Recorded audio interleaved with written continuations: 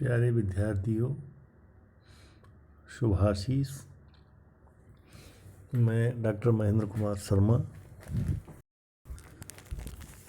सहायक आचार्य संविदा, राजनीति विज्ञान विषय, गवर्नमेंट कॉलेज गंगापुर सिटी। प्यारे विद्यार्थियों, बीए थर्ड ईयर के राजनीति विज्ञान विषय में कोटा विश्वविद्यालय द्वारा निर्धारित पाठ्यक्रम के अंतर्गत क्रमशः हम प्लेटो 2 मार्क्स वाले पेपर में अध्ययन कर रहे हैं। आज हम निकोलो मैकियावेली के बारे में, जो कहा जाता है कि वे आधुनिक राजनीति करने वाले प्रथम विचारक किस तरह से हैं, या आधुनिक राजनीति में उनका जो आगमन हुआ, मैकियावेली के विचार मध्य युग की समाप्ति और आधुनिक युग के प्रारंभ के सूचक हैं, प्रतीक हैं। तो हमें इस प्रश्न के या इस कंसेप्ट के बारे में जो विवेचना करनी है, उन बिंदुओं को हमें ध्यान में रखना होगा कि जिन बिंदुओं के तथ्यों पर आधारित उन्हें हम आधुनिक राजनीतिक विचारक घोषित करते हैं, सिद्ध करते हैं, जैसा कि विचारकों ने अपने तथ्यों में, विचारों में इस का पूरी तरह से परिचय दिया है।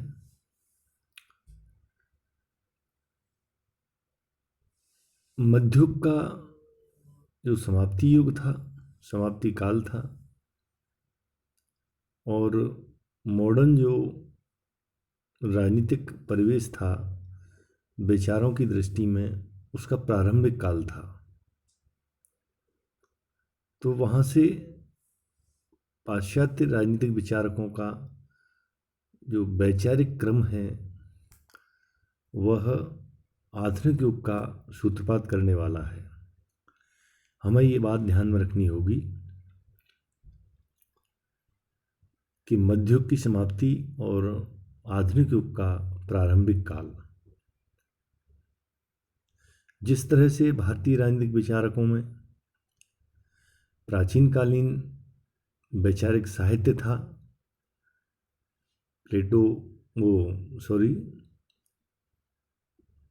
कौटिल्य, मनु, शुक्र इत्यादि। उसके बाद में जब भारतीय राजनीति के जागरण करता थे या समाज में एक ऐसी विचारधारा प्रस्तुत करने वाले, जान फूंकने वाले राजा राम मोहन राय से प्रारंभिक काल माना जाता है,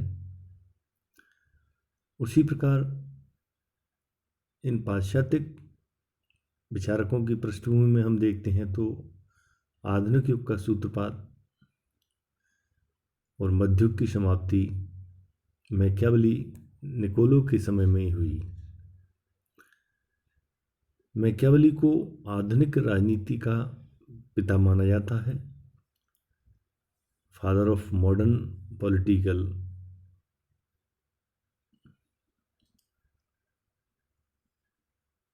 राजनीति को नैतिकता से उन्होंने पृथक करने का काम किया। ऐसी उनकी वैचारिक मान्यता थी कि राजनीति के क्षेत्र में नैतिकता का होना किसी भी सूरत में सही नहीं है। अर्थात नैतिकता के बंधन में रह करके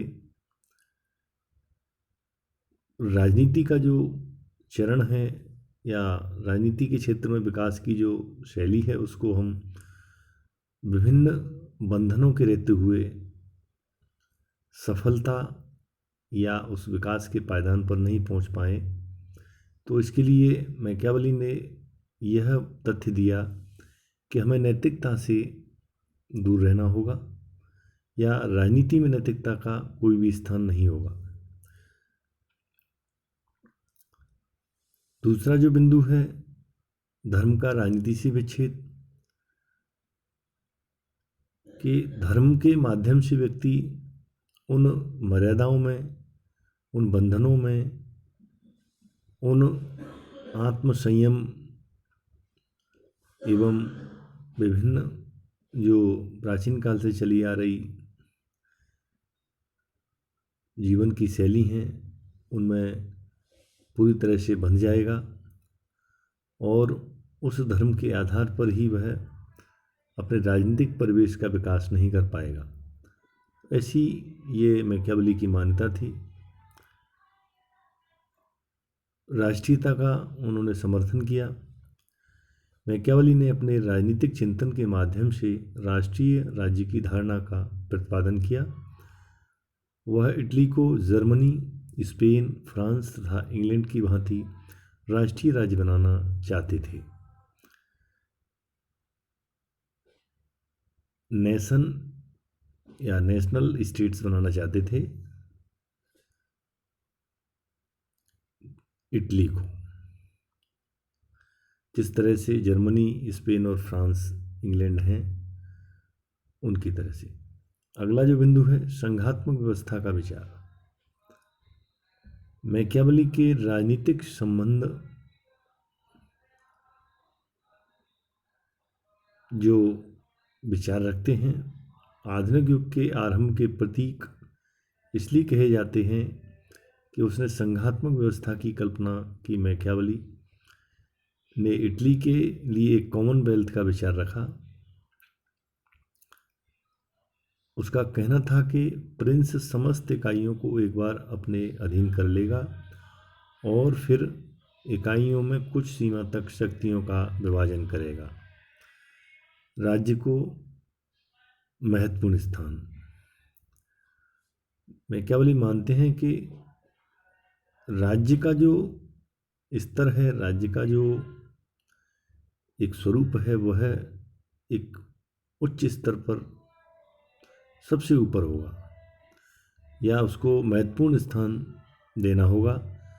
यह भी एक कारण है कि विचारक के आधुनिक बताने का उसने मनुष्यों के जीवन के अधिकारों का भी घोषणा किया और व्यक्ति को महत्ता प्रदान की।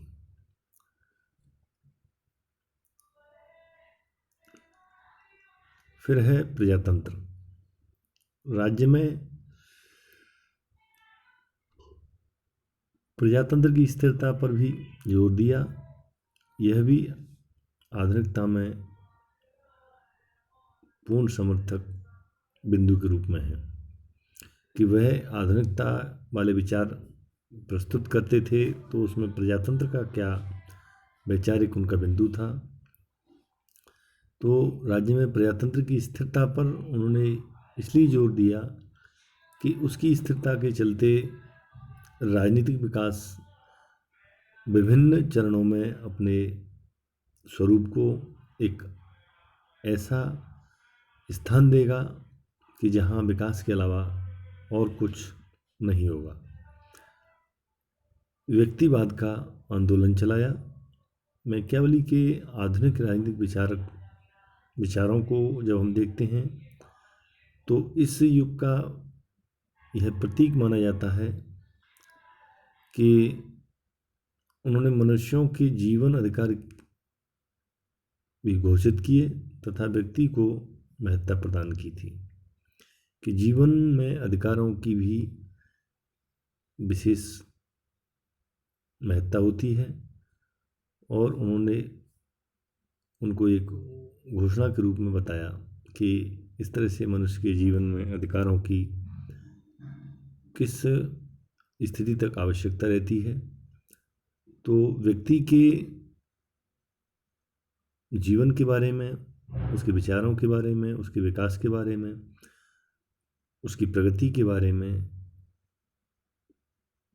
एक आंदोलन के रूप में उन्होंने अपना